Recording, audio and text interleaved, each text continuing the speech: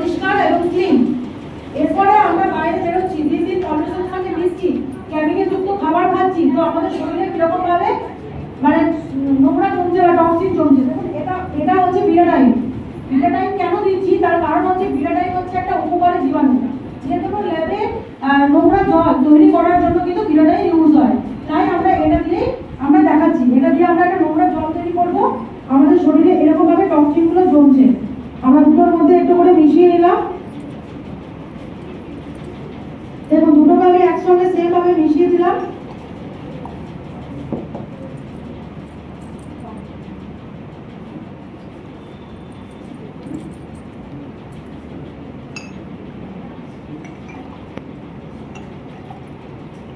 দেখুন দুটো জল সমান নোংরা, আমাদের শরীর ভেতর নোংরা হয়ে গেছে।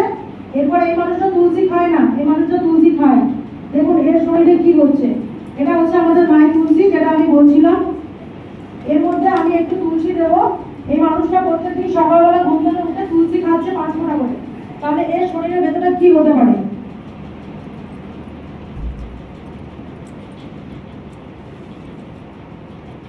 দেখুন একদম ভেতরটা পরিষ্কার হয়ে গেল। যেরকম ভাবে আমি বললাম যে আমাদের শরীরে নোংরা জমছে, সেই নোংরাকে একদম ক্লিন করে দিচ্ছে আমাদের মায়ের তুলসী, যার মাধ্যমে কিন্তু আমরা সুস্থ রাখতে পারি। এই মানুষটা খাচ্ছিল না, এখন একেও তুলসী দেবো।